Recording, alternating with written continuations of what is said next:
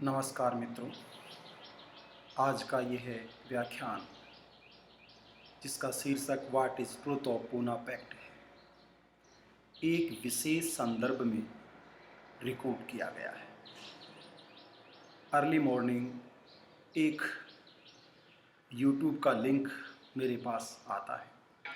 मैंने उस पर जैसे ही क्लिक किया तो मेरे सामने www.drishtiis.com की वेबसाइट ओपन होती है।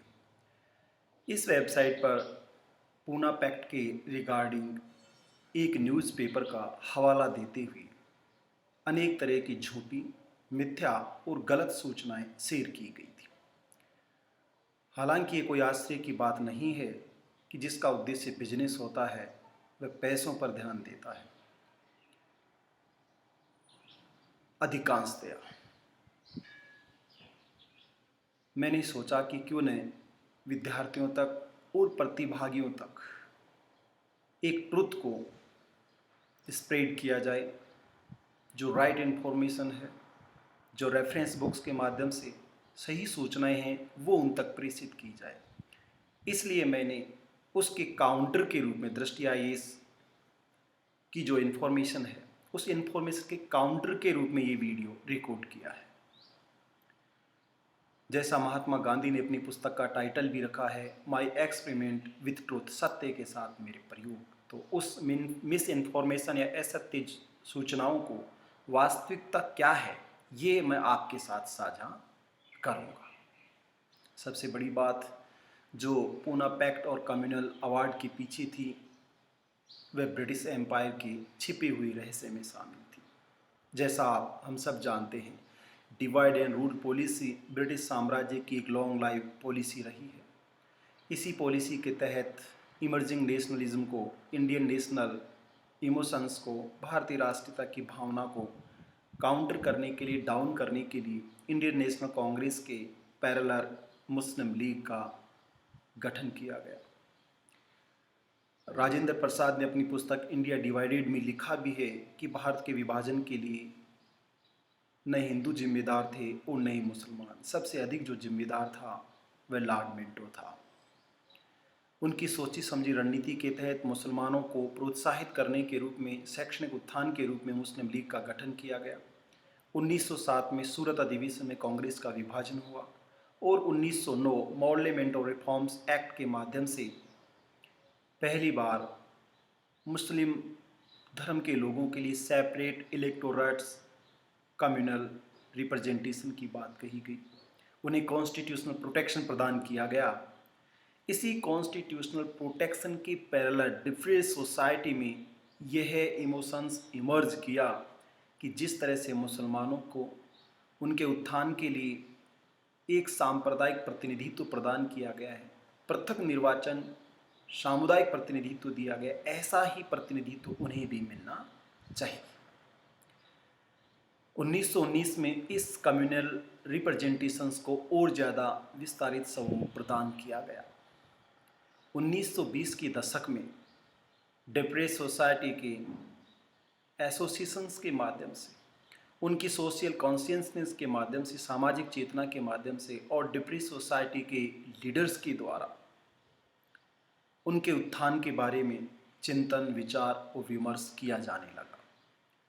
जब साइमन कमीशन, जिसका उद्देश्य केवल 1919 के अधिनियम में जैसा अभिव्यक्त किया गया था वो ही नहीं था, जैसा मैंने कई बार आपको जिक्र करके बताया भी है कि वह केवल इसलिए नहीं आया था कि 1919 के अधिनियम का एप्लीकेशंस का इवैल्यूएशन किया जाए। उसके पीछे इकोनॉमिक डेवलपमेंट के साथ साथ educational growth of British India, इसको भी उसको फाइंड आउट करना था। जो फेलियर सिस्टम था, जो डिमेरिट्स थे, उनको पहचानना था, लोगों से बातचीत करनी थी।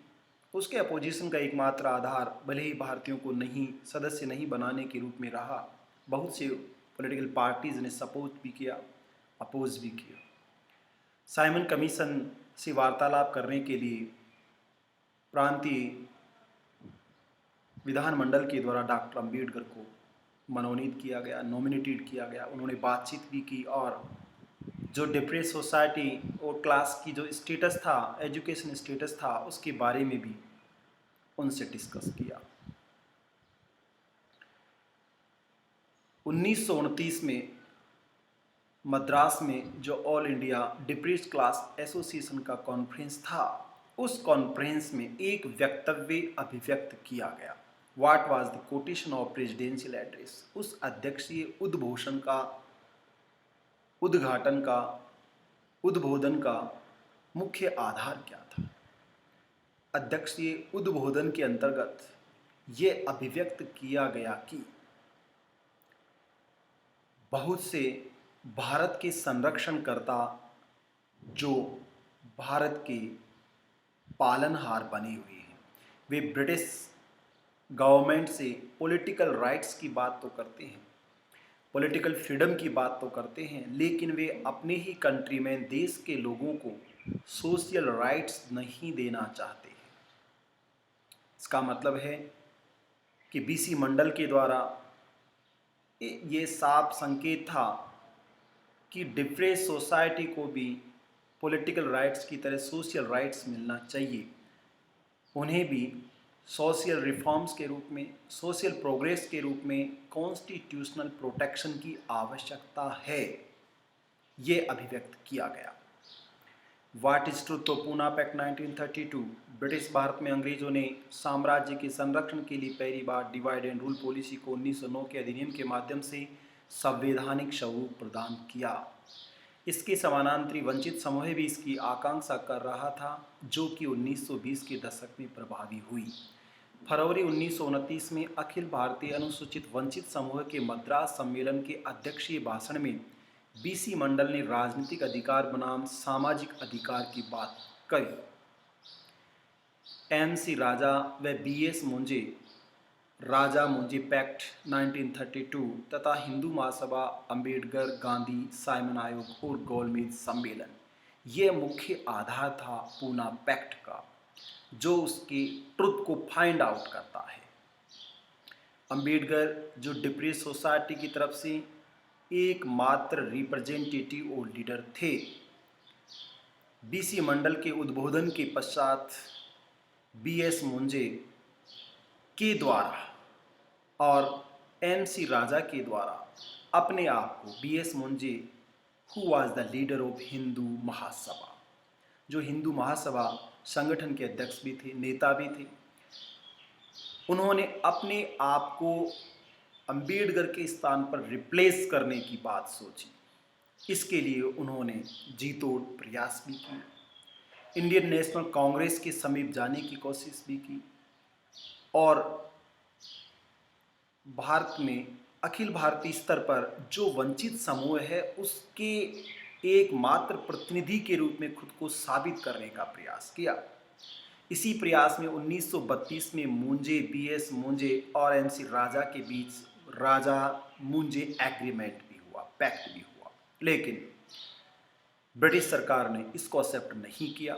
डिप्रेस्ड सोसाइटी की तरफ से केवल और केवल एकमात्र रिप्रेजेंटेटिव के रूप में जो उसकी लीडरशिप में आगे बढ़ेगा वो डॉक्टर बी.आर. अम्बेडकर को एक्सेप्टेंस मिले। बी.एस. मुंजे और राजा समझौता, उसकी मुख्य आधार ये था कि केवल जॉइंटली इलेक्टोरेट्स के माध्यम से ही डिप्रेस्ड सोसाइटी को रिप्रेजेंटेशन मिलना चाहिए। मुसलमानों की तरह अलग से सेपरेट इलेक्टोरेट्स इनके लिए नहीं होना चाहिए। जबकि अंबेडकर का मंतव्य ये था कि जिस तरह से मुस्लिम धर्म के लोगों को उत्थान करने के लिए उनको संवैधानिक संरक्षण प्रदान किया गया, वैसा ही संवैधानिक संरक्षण उन्हें भी दिया जाए, क्योंकि हिंदू सोसाइटी के अंतर्गत जो भेदभाव और सोशल डिस्क्रिमिनेशन उनके साथ था, वह उन्होंने व्यक्तिगत रूप से अपने जीवन में महसूस किया और इसलिए वो इस अपमान से हमेशा के लिए छुटकारा पाने के लिए संवैधानिक संरक्षण की मांग कर रहे थे। दूसरे गोलमेज सम्मेलन जो कि 1931 में बुलाया गया, इस गोलमेज सम्मेलन के पश्चात अनेक, जिसमें हम कह सकते हैं कि मंतव्य और संघर्ष उभर कर सामने आए। इंडियन नेशनल कांग्रेस ने केवल 3 गोलमेज सम्मेलनों से सेकेंड राउंड टेबल कॉन्फ्रेंस में भाग लिया और महात्मा गांधी के लीडरशिप में भाग लिया। एकमात्र प्रतिनिधि के रूप में महात्मा गांधी, जो formal representative of Indian national Congress थे, उन्होंने सेकेंड राउंड टेबल कॉन्फ्रेंस में पार्टिसिपेट किया, भाग लिया। इस सम्मेलन में क्या हुआ, जिसके पश्चात गांधी लौटकर आ गए और पीछे रामजे मैकडोनाल्ड ने क्या उद्घोषणा की? सही अर्थों में दूसरी गोलमेज की सम्मेलन की असफलता से निराश प्रधानमंत्री रामजे मैकडोनाल्ड की निम्न घोषणाओं के साथ सत्र का अंत हो गया। मुस्लिम बहुमत वाले दो प्रांतों, उत्तर पश्चिमी सीमांत प्रांत और सिंध का गठन किया जाएगा। भारत परिषद के स्थान पर भारतीय परामर्शदात्री समिति की स्थापना की जाएगी। वित्त, मताधिकार और राज्य संबंधी 3 विशेषज्ञ समितियों का गठन किया जाएगा। यदि भारतीय सहमति बनाने में असफल होते हैं तो एक तरफा ब्रिटिश सांप्रदायिक पंचांग की घोषणा की जाएगी। भारतीय की स्वतंत्रता की बुनियादी मांग को ब्रिटिश सरकार ने स्वीकृत कर दिया। गांधी 28 दिसंबर 1931 को भारत लौट आए। इसका मतलब है कि सांप्रदायिक पंचांग जो था वह after second round table conference के बाद डिजाइन किया गया। सेकेंड राउंड टेबल कॉन्फ्रेंस जिसमें इंडियन नेशनल कांग्रेस ने भाग लिया। पहले गोलमेज सम्मेलन में जब उनको एहसास था कि इंडियन नेशनल कांग्रेस जब तक पार्टिसिपेट नहीं करेगा, गोलमेज सम्मेलन का कोई मतलब नहीं। लेकिन जब इंडियन नेशनल कांग्रेस ने, महात्मा गांधी ने पार्टिसिपेट किया और उसके बाद भी सम्मेलन को सफलता नहीं मिली, तो उन्होंने दूसरा उपाय खोजा। और इस उपाय में एक जो टर्म्स कंडीशन थी, एक जो सबसे महत्वपूर्ण सुझाव था, एक सबसे महत्वपूर्ण निर्णय था, वो था कम्युनल अवार्ड के बारे में डिसीजन। 16 अगस्त 1932 को ब्रिटिश प्रधानमंत्री रामजे मैकडोनाल्ड के द्वारा अंबेडकर की मांग को आधार बनाकर सांप्रदायिक पंचांग अर्थात मैकडोनाल्ड कम्युनल अवार्ड की घोषणा की गई। मैकडोनाल्ड के अनुसार उसने अंबेडकर की इस मांग पर कि भारत में वंचित समूह की स्थिति ठीक नहीं है, जो कि उन्होंने दोनों गोलमेज सम्मेलनों में मांग उठाई है, अतः वंचितों को प्रतिनिधित्व देने के लिए सांप्रदायिक पंचांग की घोषणा की गई। ब्रिटिश प्राइम मिनिस्टर मैकडोनाल्ड ने इस बेस को ग्राउंड बनाया कि ये अंबेडकर की डिमांड है, जो पहले गोलमेज सम्मेलन में और दूसरे गोलमेज सम्मेलन में पिकअप की गई है, उठाई गई है। तीसरे गोलमेज सम्मेलन से पहले ये निर्णय किया गया है, ये आपको ध्यान रखना है। दूसरे गोलमेज सम्मेलन के बाद ऐसा निर्णय किया और तीसरे गोलमेज सम्मेलन के पहले ऐसा डिसीजन किया गया है। 16 अगस्त 1932 की इस तारीख को ब्रिटिश प्रधानमंत्री ने जैसी उद्घोषणा की गई थी after the second round table conference, वो एक मत से निर्णय करेंगे यदि भारतीय सहमत नहीं होते हैं। जैसा अदर कम्युनिटीज़ के लिए कॉन्स्टिट्यूशनल प्रोटेक्शन, सेपरेट और कम्युनल रिप्रेजेंटेशन दिया गया है, उसी की तरह अनुसूचित जाति को भी हिंदू समाज के मध्य में से संवैधानिक संरक्षण और पृथक सांप्रदायिक जाति प्रतिनिधित्व प्रदान किया जाएगा, जाति आधारित सामुदायिक प्रतिनिधित्व प्रदान किया जाएगा। ये उद्घोषणा उन्होंने की है और उद्घोषणा का आधार अंबेडकर की मांग को बनाया है। इसमें तय किया गया कि सांप्रदायिक निर्वाचन क्षेत्रों का निर्धारण किया जाएगा, प्रत्येक समुदाय के लोगों के द्वारा अपने प्रतिनिधि का चयन किया जाएगा। यद्यपि अन्य लोगों के लिए भारत में ये पहले से ही मौजूद था, अर्थात मुस्लिम, सिख, ईसाई, एंग्लो इंडियन की तरह ही शेड्यूल कास्ट या वंचित समूह के रूप में हिंदुओं के लिए भी हिंदुओं से अलग एक निर्वाचन मंडल की घोषणा कर दी गई। महात्मा गांधी इस बात से बहुत नाराज हुए और उन्होंने पुणे की यरवदा जेल में इसका प्रतिरोध किया। गांधी ने कहा कि मूल प्रश्न इस बात का है कि हरिजनों के साथ हरिजन जैसा व्यवहार किया जाना चाहिए। हरिजन अर्थात ईश्वर के चाइल्ड ऑफ गॉड, ईश्वर के बच्चे, हरि के जन, भगवान के लोग।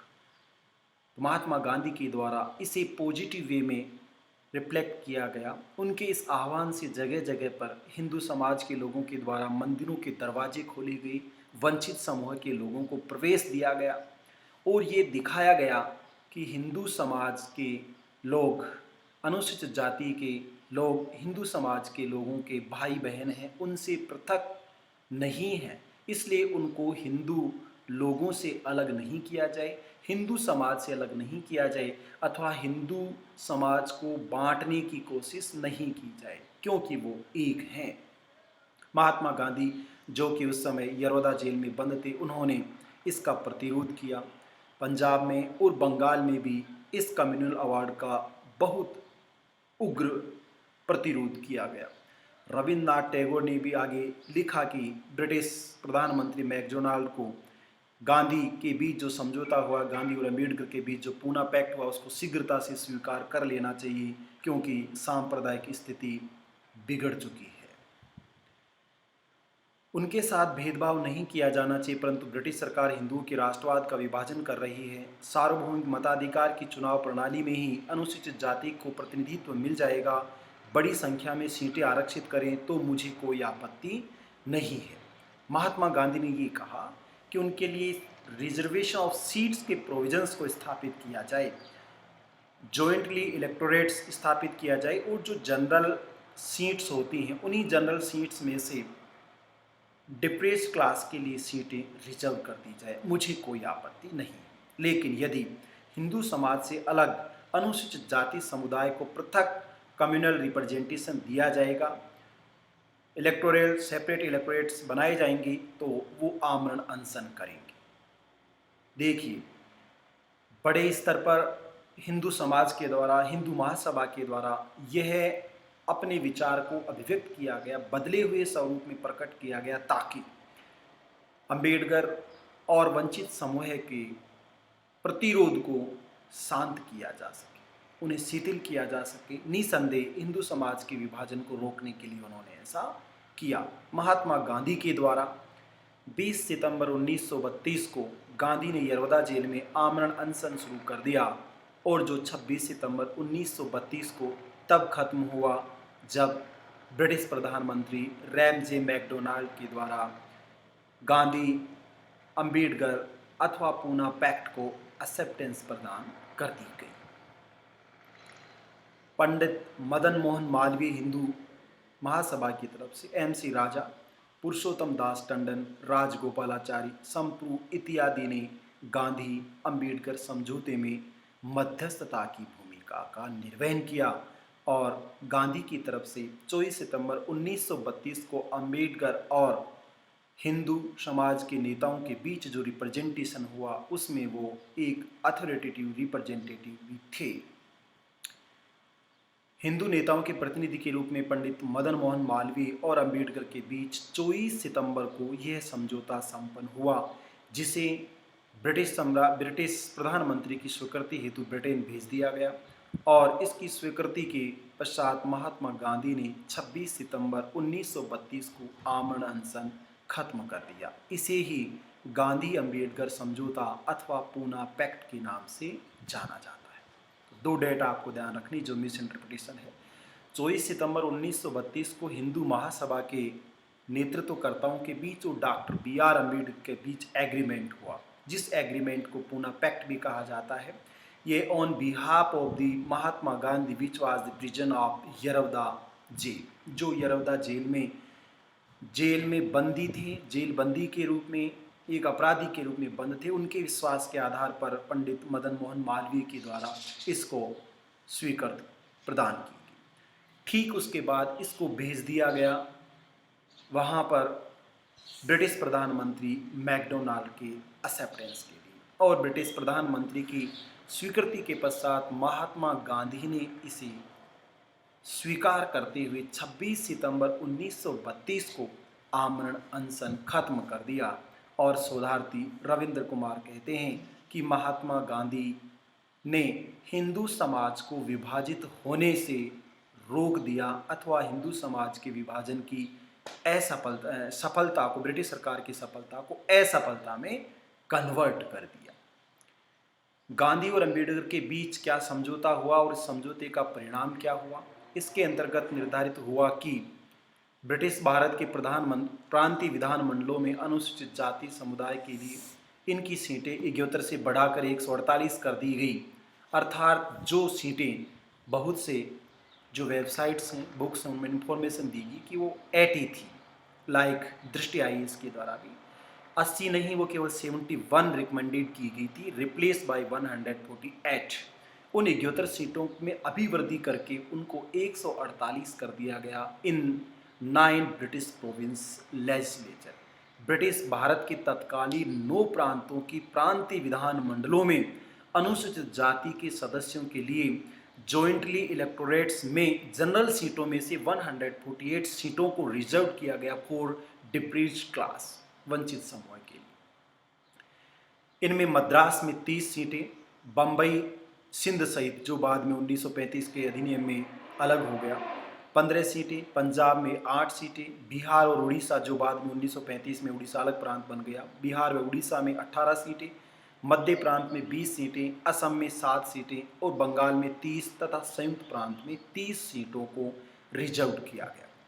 ये तत्कालीन बिफोर 1935 से पहले 9 ब्रिटिश भारत के प्रोविंस थे, ब्रिटिश भारत के प्रांत थे। इन 9 प्रांतों में 148 सीटों को रिजर्व किया गया फॉर दी शेड्यूल कास्ट और डिप्रीज्ड सोसाइटी। 148 सीटों को रिजर्व किया गया। जनरल सीटों में से ही ये सीटें उनको रिजर्व करके दी गई। सेपरेट इलेक्टोरेट्स का प्रावधान समाप्त कर दिया गया। सामान्य निर्वाचन क्षेत्रों में भी वो भाग लेंगे और सामान्य निर्वाचन क्षेत्र ही होंगे, उनमें से इन सीटों को रिजर्व किया गया फॉर द डिप्रीज्ड क्लास सोसाइटी के लिए, वंचित समूह समाज के लिए, जहां पर उनके प्रतिनिधियों को सीटें दी गई। इसी के साथ केंद्रीय विधानमंडल में अनुसूचित जाति के लोगों के लिए आरक्षित सीटों 18% अभिवृद्धि कर दी गई। सेंट्रल लेजिस्लेटिव प्रोविंस में 18% सीटों को रिजर्व कर दिया गया फॉर शेड्यूल कास्ट। ये 2 सबसे बड़े डिसीजन हुए।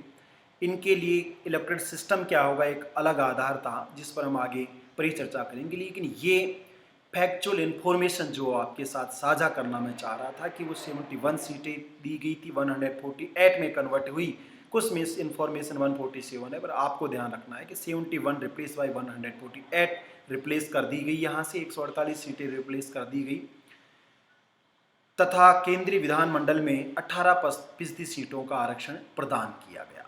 ये पूना पैक्ट का ट्रुथ था कि पूना पैक्ट के पहले जो सांप्रदायिक एनवायरनमेंट था, जो हिंदू महासभा ने रोल प्ले किया, जो महात्मा गांधी ने हिंदू समाज के विभाजन को रोका, उन सबको ध्यान में रखकर, हालांकि पूना पैक्ट से डॉक्टर BR अम्बेडकर पूरी तरह से प्रसन्न नहीं हुए, परंतु ये तय कर दिया गया कि ये 148 और 18% सीटें रिजर्व और शेड्यूल क्लास, और इनके आगे के लिए पारस्परिक समन्वय और निर्णय से तय किया जाएगा कि इनको आगे किस स्वरूप में और किस समय तक बढ़ाया जाएगा।